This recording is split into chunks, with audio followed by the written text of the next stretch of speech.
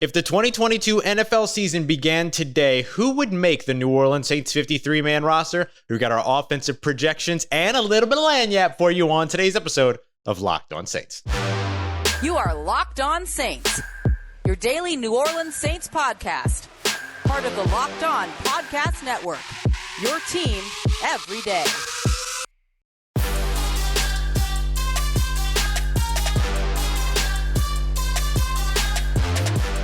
What is good, Who Dat Nation and Who Dat family? Welcome into this Thursday episode of Locked On Saints, your daily podcast covering the New Orleans Saints, part of Locked On Podcast Network, your team every day. Thanks so much, as always, for making us your first listen of the day every day. Don't forget that we are free and available on all platforms, including on YouTube as well. And I'm your host, Ross Jackson, at Ross Jackson Nola on Twitter. You can find me over at USA Today's Saints Wire Tuesdays on Locked On NFL, and here with you every single Monday through Friday on Locked On Saints. And today's episode is brought to you by BlueNile.com. Make all of those moments in your life sparkle with jewelry from BlueNile.com. And Locked On Sports listeners, you're going to save $50 off of purchases $500 or more. And this podcast exclusive includes engagement as well. Just use the promo code Locked On at checkout. All right, on today's episode, the New Orleans Saints are in the midst of the final phase of their OTA program with mandatory minicamps right around the corner, June 14th through the 16th. So as they roll through this final portion of OTAs, which should be open to media tomorrow, we're going to start to look at the New Orleans Saints 53-man roster, what it would look like today, and how OTAs and minicamp can impact that. So what are some of the things you're going to be looking for tomorrow? What are some of the things you're going to be looking for during mandatory minis and getting you ready for training camp, where the roster is more than likely going to undergo some flux? But let's go ahead and get a starting place on the roster. We'll start with the backfield, then we'll look at the skills positions, then we'll take a look at the offensive line. Let's break it down. All right, y'all, so we're going to handle offense today, defense tomorrow. Remember, this is really just about kind of setting what the landscape is from a very kind of default assumption level,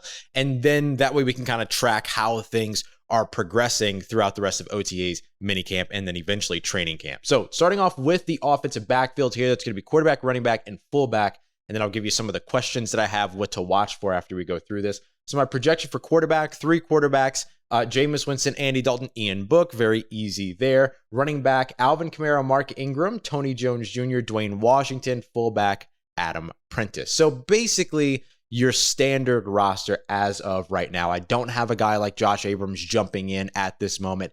Taysom Hill, I could list under quarterback. I'm going to save him for skills position though, since he's mostly going to be focused over at tight end. But let's talk about each of these individually. So Jameis Winston, Andy Dalton, Ian Book. When it comes to quarterback, those are your only options, right? There's no other quarterback in the room that's competing anywhere or anything like that. There's no, young guy, undrafted free agent that was brought in that we could potentially speculate around, anything like that. No fun around the quarterback spot. This is Jameis Winston's team. The team has been built around him. The scheme has been built around him. And now he gets to go through the offseason helping to implement it and work it out with the players that are around him. Very important players around him will be those in the backfield with him, which right now include, in terms of what I think the 53-man roster will look like, Alvin Kamara, Mark Ingram, Tony Jones Jr., Dwayne Washington. I'm going to make sure I repeat some of these and everything too to make sure that everything's clear. And then fullback Adam Prentice. So yes, there's the potential that Alvin Kamara ends up getting suspended at the beginning of the season, but with his court hearing being pushed to August, we'll see. I mean, there's a good chance that this continues to delay or the timeline continues to move in such a fashion that Alvin Kamara at least starts the season with the team and then maybe ends up with a suspension later on. We just don't know where that suspension is going to happen, what type of suspension it's going to be. If there is going to be a suspension, there's just so much that we don't know at this time. So I'm just going to leave him on the 53-man roster for now. If he was, let's say, suspended at the beginning of the season, then he wouldn't count against the roster, right? He wouldn't count against the roster count. So he wouldn't be part of that 53. And so with that, you could see a guy like Josh Abrams jump in, or maybe a newly acquired running back, as I'm sure the Saints will get their looks at a bunch of running backs during training camp. I did keep fullback in the offense right now, but it's a really interesting question about whether or not that's really going to carry on post Sean Payton. Now, Pete Carmichael is the offensive coordinator. We expect that there's going to be some continuity in terms of what the two offenses look like, but what I don't really know at this moment is if fullback becomes a big part of it. Now, when you saw Pete Carmichael call plays against Tampa Bay in that 9-0 shutout, you saw a very heavy run game. I think it was over 31 rushes during that game. So that would kind of clue you in to believe that, fullback would be a part of the offense going into 2022. But we'll kind of have to see. And if it does, then Adam Prentice right now is running basically unopposed. There's tight end J.P. Holtz, who has played some backfield. He was a free agent addition from the Chicago Bears this offseason. He's played in the backfield a bit, some of that kind of H-back role, but he doesn't seem to be, we don't know if he's going to get that work at fullback full time yet. Like last year, they brought in Sutton Smith, who moved from linebacker to fullback. Alex Arma a couple of years ago made the team. He was somebody that was a former linebacker that had moved to fullback. We don't have a full really move to fullback for JP Holtz at this time throughout the early portions of OTAs, but maybe that's something to keep an eye out on. Now, this means that the two roster cuts that I have at this position, or these positions, are Devine Ezigbo and Abram Smith. Now, there's a good chance that either one of those guys plays their way onto the roster, especially Abram Smith. There's a lot of hype around him, young running back out of Baylor. Spent his first 2 seasons at linebacker for Baylor because there was just a shortage at the position. Then he finally moved back to his natural position of running back, and then he went off for 1,601 yards and 12 rushing touchdowns. So there's a good chance he ends up being a guy that actually surprises and makes the roster. We just haven't seen him yet, right? Like, we haven't seen him in context here on June 9th as I record this to be able to say that. So that would probably be a training camp thing to watch, but also something to keep an eye out on as, you get the open reports from OTAs, the media reports from OTAs tomorrow on Friday, and then you also get the mandatory mini camps, which are also going to be open to the public, by the way. A couple of those practices will be open to the public June 14th through 16th. So if you want to go and get your eyes on it yourself, you can go and check him out over there. So there's a lot of different pieces around here that could move when it comes to running back. Alvin Kamara's suspension, Devine Ezigbo, Abram Smith, kind of direct competition, maybe most directly with Dwayne Washington, but maybe even competing with Tony Jones Jr. There's a lot of competition there, as well as the potential to see some additional running backs show their faces and end up in training camp. So that's what we're looking at. Just as a quick reminder, Jameis Winston, Andy Dalton, Ian Book at quarterback, Alvin Kamara, Mark Ingram, Tony Jones Jr., Dwayne Washington, and Adam Prentice all at running back / fullback. Coming up next, we're going to dive into the wide receivers. How many wide receivers will the New Orleans Saints take? I have them taking maybe one less than you might expect. So which wide receiver doesn't make the cut? We'll get to that as we continue on with today's episode of Locked On Saints. Before we get to that, I want to tell you about our friends over at Blue Nile. But before we get to that, I want to tell you about our friends over at Blue Nile, because over at BlueNile.com, you can celebrate all of life's special moments by creating a custom engagement ring of the love of your life's dreams, or classic timeless jewelry pieces that you can find to celebrate all occasions, all at prices that you're not going to find at traditional jewelers. One of my favorite things about BlueNile.com is that they follow the standard to make sure that you're getting diamonds that are being sourced through kind of humane practices, right? You're not worrying about like the blood diamond situations and all these other things, like all that dirty stuff you don't want to be a part of. Blue Nile makes sure, and they subscribe to standards to make sure that that doesn't happen, that they're not sourcing from those sources. So that's really, really great stuff. So it means a lot to you as well. It means a lot to me. So maybe that's something to also check out about BlueNile.com. Certainly one of the things that I absolutely love, along with their gallery collection. If you're looking for engagement in particular, the gallery question is perfect for popping the question. You can also check out a bunch of their other stuff to celebrate milestone moments with fine jewelry as unique as the love of your life, and with all the modern convenience of online shopping at BlueNile.com. And of course, Blue Nile has jewelry specialists on hand 24/7 to make sure you have all the help that you need in case you have any questions. So make your moment sparkle with jewelry from BlueNile.com, and Locked On Sports listeners get $50 off of purchases $500 or more. This podcast exclusive does include engagement, so use promo code LOCKEDON, LOCKEDON. That's promo code LOCKEDON. Plus, every order is insured. It ships free, and it arrives in discreet packaging, so it doesn't give away the surprise that's inside. Shop stress-free and find your forever piece at BlueNile.com today. All right, family, continuing on with today's episode of Locked On Saints. Thanks so much, as always, making Locked On Saints your first listen of the day, every day. Continuing on with our 53-man roster projection, really just kind of setting the table, if you will, before the roster projections really start to kick into high gear once we get to training camp. Just a quick reminder, if you can, would love for you to head over to lockedonpodcasts.com/survey to take our listener survey. Let us know what we do well, what we don't do well, what we could be doing better, what we should be doing more of, all of that. And it also enters you in a chance to be one of 10 winners of $100 Ticketmaster gift cards, which give you an opportunity maybe to buy some tickets to that Saints and Bengals game. It's going to be a lot of fun during the regular season. Okay, so now we're getting into the skills position here. So this is going to be me talking wide receivers and tight ends. By the way, if you want to see all of this written out, saintswire.usatoday.com. I have the full roster projection there, offense and defense, but we're going to talk defense a little bit more in depth on tomorrow's show, sticking with the offense today. So I've got the New Orleans Saints keeping 5 wide receivers at the moment. My one caveat would be that if fullback is no longer a part of the Saints offense, that they may look to keep a 6 wide receiver. That would be an easy transition for them. But right now, because I have them keeping a fullback, I'm going to have them keeping only 5 wide receivers. That means somebody's not making the cut, right? So here are the 3 wide receivers you know are making the roster for sure. Michael Thomas, Jarvis Landry, Chris Olave. You absolutely know that that's the big 3. Those are going to be the guys. That's the ones that Jarvis Landry was talking about when he said, we're a problem, all of that, right? He talked about how they're each so good in their own ways, but also have some overlap so that they can move around and be versatile, do all the different things as well. So really, really fun and exciting stuff there, especially seeing Michael Thomas running. Maybe that's something to keep an eye out on at OTAs and mandatory minicamps as well. Is there maybe a little bit more of a Michael Thomas presence? Not participating, but is there a little bit more of a presence of Michael Thomas during that time? That would be one that would give a lot of excitement and answer a lot of questions as well. So the other 2 wide receivers that I have making this roster are Deontay Hardy, which actually I kind of consider Deontay Hardy a lock, if we're being honest, right? He's a return specialist. He's on the 1-year tender, the 2nd-round tender. The Saints absolutely love him. He blew up last year on the offensive side. He should have a role that's carved out for him here. He would be the other deep threat along with Chris Olave. You want to have more than one of those guys, as we've seen over the past couple of years. So I think Deontay Hardy is actually pretty much a lock. And just as a reminder, because I know some people get confused and haven't caught episodes where I've explained it, Deontay Harty, Harty is his last name now, not Deontay Harris. He took his stepfather's last name as a gift last year, which is a really cool story.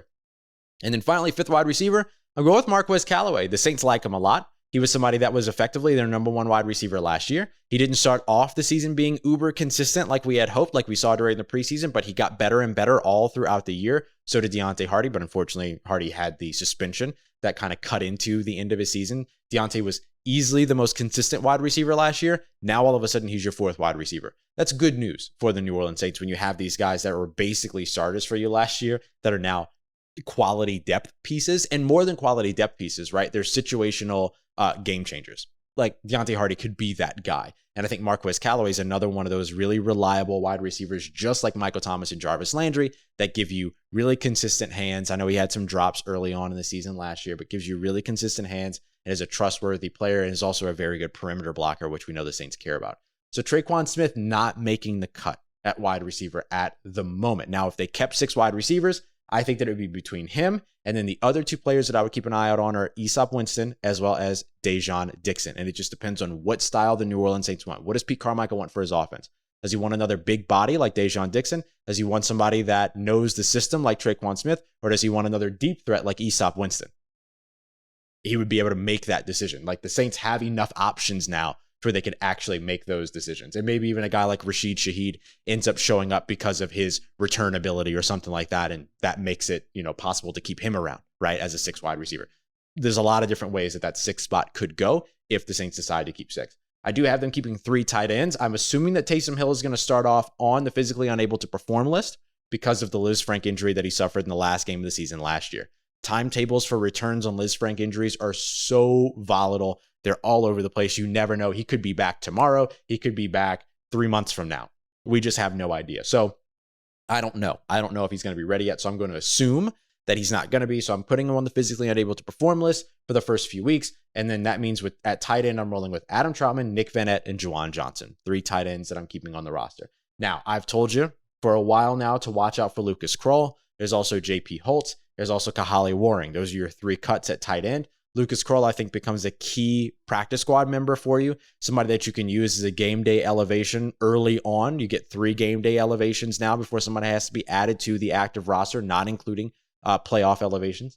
And so Lucas Kroll could be a guy that starts on the practice squad, but still ends up seeing playing time, still ends up being on the game day roster as a game day elevation. Or he shows enough value and then you move on from Nick Vannett for the cheaper undrafted free agent contract. It could go either way. Definitely something to keep an eye out on through OTAs, minicamp, and training camp. The rest of your wide receiver cuts in this case would be Kwan Baker, who would end up just back on the practice squad more than likely. Dejon Dixon, as we mentioned. Kirk Merritt, another local product. Traquan Smith, Kevin White, Aesop Winston, and Rashid Shaheed. Any number of those players. There's a lot of practice squad fodder and material in those cuts. And again, a lot of those guys could still compete for a 6 spot, maybe even compete for more than that. We'll have to see how it all goes. But again, we're just setting the table. So now we've got quarterback, we've got the running backs, and we've got the people that are catching the passes at wide receiver and at tight end. Now we got to talk about the folks that are protecting everybody. Who's paving the way for the running back? Who's protecting the quarterback? Buying the time for the deep passes, the deep routes for Chris Olave to be able to open up. We're going to break all of that down as we look over the offensive line next. We're going to have a lot of familiar names actually sticking around on the offensive line. Is that a good thing or a bad thing? We'll break it down as we continue on with today's episode of Locked On Saints. But first, I want to tell you about our friends over at Built Bar, the best tasty protein bars on the market. I told you before that my favorites are like peanut butter brownie and mint brownie, right? Like those are my favorite Built Bar flavors.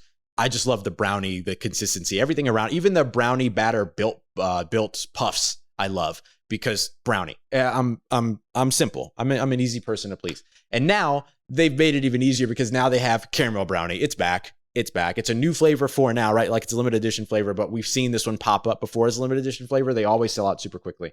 And I know that it sounds like this is going to be loaded with sugar and not good for you at all, but check this out. 130 calories, 17 grams of protein, only 4 grams of sugar. You could replace a regular brownie with Built's caramel brownie Built Bar in a heartbeat, right? Like no problem at all because it tastes the exact same, but you're not getting all that sugar. And of course, it's covered in 100% chocolate as well on top of that. Like for real, it just doesn't get any better than what Built Bar is doing right now. It's absolutely awesome. You don't have to sacrifice tasty for healthy. You can have both. And now all of Built Bar's protein bars are also made with collagen protein as well, which your body absorbs a lot easier and it uses more efficiently and provides a ton of health benefits as well. So there's a whole bunch of reasons to go and check out Built Bar. But right now, the main attraction is the caramel brownie Built Bar. So go to Built.com, use the promo code LOCKED15, LOCKED15 so you can get 15% off of your order. That's promo code LOCKED15 for 15% off at Built.com. Let's get it, Who Dat Nation. Wrapping up today's episode of Locked On Saints. Thank you again, as always, for being here with us. Want to give a quick shout out to my guy, Jake Madison, Locked On Pelicans. If you're a Pelicans fan, you want to get into the Pelicans, you want to learn more about the Pelicans, you want to learn more about the NBA draft as a whole, go and check out Jake because he's doing some phenomenal work right now getting you ready for the NBA draft, which is right around the corner. The New Orleans Pelicans picking 8th currently. Good team, top 10 pick. Not a bad place to be. Continuing on and wrapping up today's episode of Locked On Saints with our 53-man roster projections, moving over to the offensive line. I'm going to go through this list a couple of times. I'm going to try to make sure that I'm reminding as we go through, but we're also just going to break this down kind of tackle, guard, center, and then kind of do it that way. So at tackle, I've got Ryan Ramczyk, Trevor Penning, James Hurst, Landon Young, right? Those are your 4 tackles. So what that gives you is your right tackle and Ryan Ramczyk. Hopefully, your left tackle when it comes to Trevor Penning. If not, then your left tackle and James Hurst while Trevor Penning continues to develop in the kind of behind the scenes. And then Landon Young, who's your swing tackle. He can play left tackle, he can play right tackle. He really didn't get a lot of action last year, but he did really well in the little bit of action that he got. It was pretty crazy. Like he went out in a game where I think Teron Armstead was already injured and then Ryan Ramczyk got injured and then he went out, if I remember correctly. But he played that game and then he came back and he did his post-game presser, and then all of a sudden it was like, Landon Young's out for the season. So it just shows you how like tough this guy is, that he was like, he had a season-ending injury. It was like, well, let me go do this presser real quick. And, he probably didn't know any better, right? Probably didn't know that the injury was that severe or whatever, but it just goes to show you that like these guys are just built different in terms of like who they are as human beings. So those are the tackles that we're looking at. Ryan Ramczyk, Trevor Penning. Those are hopefully your starters. James Hurst, who has that starter potential there as well. He could be a guy that steps in and the Saints would be very happy about it. They'd be okay. And then Landon Young. Going to the interior now, just moving one spot in at guard. Andrus Peat, Cesar Ruiz, Calvin Throckmorton, and Forrest Lamp. So Andrus Peat, Cesar Ruiz, your presumed starters at this time. Calvin Throckmorton, who can play 4 or 5 offensive line positions. Forrest Lamp, who can play, actually has both guard and tackle flexibility as well. So you have a lot of versatility here between Landon Young, who play both tackle spots. James Hurst, who could play guard and tackle. Calvin Throckmorton, who could play guard and tackle. Forrest Lamp, who could play either guard position, could probably play on the interior for you just as an interior swing as a whole. So it's a really good spot to be. Now, the interesting thing will be if Trevor Penning does indeed win that left tackle spot, James Hurst, who's making the roster no matter what, could potentially compete elsewhere on the offensive line. Remember Zach Strief during the Saints Hall of Fame golf tournament mentioned that, if one of those guys doesn't win, then they compete at the other 4 spots, right? Like when they have a competition. And so everybody always has an opportunity. So there's a chance, and this was in response to Brooke Kirchhoffer of WWL TV, our partner here at Locked On Saints, mentioning that, hey, is there a chance that we see both Trevor Penning and James Hurst on the offensive line at any point? And so for me, who do you think he's talking about? Like that feels very Cesar Ruiz to me, right? So there's a situation there to where James Hurst could step in at right guard if he loses the left tackle battle to Trevor Penning, which would kind of be best case scenario for the Saints, right? You moved up a first round pick from next year to this year. You drafted this left tackle. Yeah, of course you want him to start, right? Like you're not going to just hand him over the spot, but that would be a great scenario for him to earn that. And then all of a sudden, maybe James Hurst ends up competing at right guard. So we'll see how what the actual starting lineup looks like, but that gives us our tackles and our guards. And then finally at center, Eric McCoy's really the only one on the roster, right? Like Forrest Lamp has a little bit of versatility there. Cesar Ruiz has, of course, center versatility as well. We saw him start the first, well, not start, but play in the first and then start like the next 4 games at center last year when Eric McCoy was hurt. That's what gave James Hurst the opportunity to play a lot of right guard last season, in fact.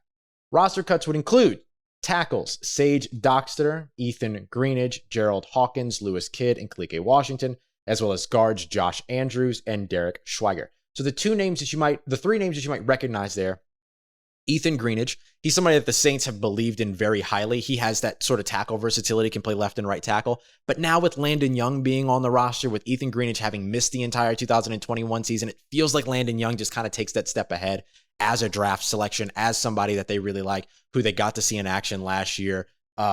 Albeit short, a brief amount of time, it was still more than what they got to see out of Ethan Greenidge when he had that preseason season-ending injury. So that makes it a little bit tough. But so I don't know. It's hard for me to find a spot for him, knowing that I've got Landon Young that can do both sides of the offensive line, James Hurst that can do both sides of the offensive line at tackle as well. The other names that you might recognize are Josh Andrews and Gerald Hawkins. Those guys are veterans. Josh Andrews, formerly of the Atlanta Falcons, he has some guard center swing potential there that could potentially end up boosting him up ahead of Forrest Lamp. But Forrest Lamp just feels like he's been so close for so many years, and then now he's back in New Orleans, like he's got another opportunity. So I just kind of have a little bit more belief in Forrest Lamp right now because he knows the system. So that's why I kind of give him the leg up in this very, very early projection. And then Gerald Hawkins, tackle, guard, swing ability there himself. Again, another veteran. So that could potentially boost him up if there's an injury ahead of him or something like that. But if either of those guys, Josh Andrews or Gerald Hawkins, ends up on the practice squad, because you can keep 8 veterans on the practice squad now, that would be fantastic for New Orleans to have that.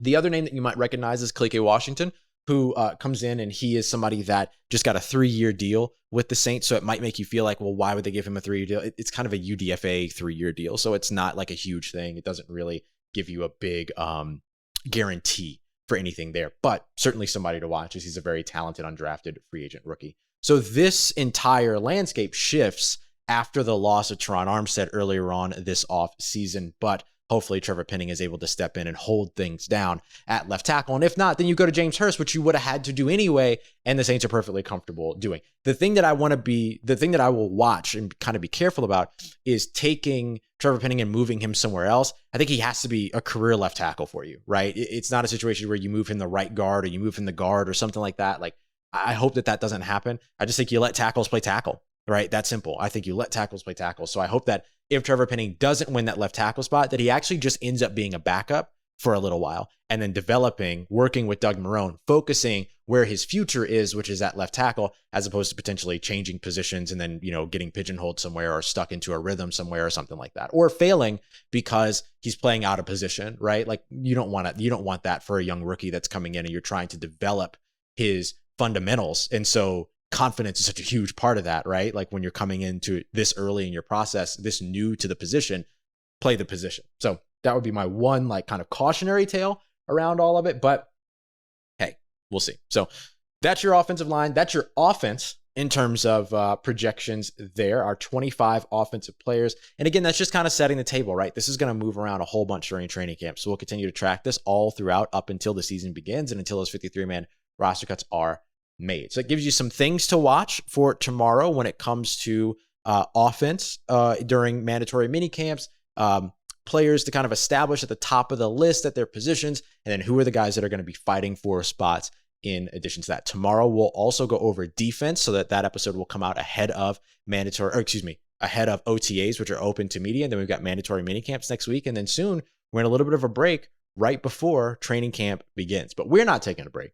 We're here with you every single Monday through Friday here on Locked On Saints. And as always, I appreciate you so much for making us your first listen of the day every day. For your second listen, make sure you go and check out Locked On NFL, getting all the news you need around the league as a whole in less than 30 minutes. Go and check it out wherever you get your podcast and on YouTube as well. I appreciate you so much for making me a part of your day. I'll see you tomorrow. But for everything else that you need in between these episodes on your New Orleans Saints, make sure you follow me on Twitter at Ross Jackson, NOLA. Hit me up. Let me know how the family's doing. Let me know how you're living. Let me know how you're momming them. And trust Who Dat Nation. I'll holla at you.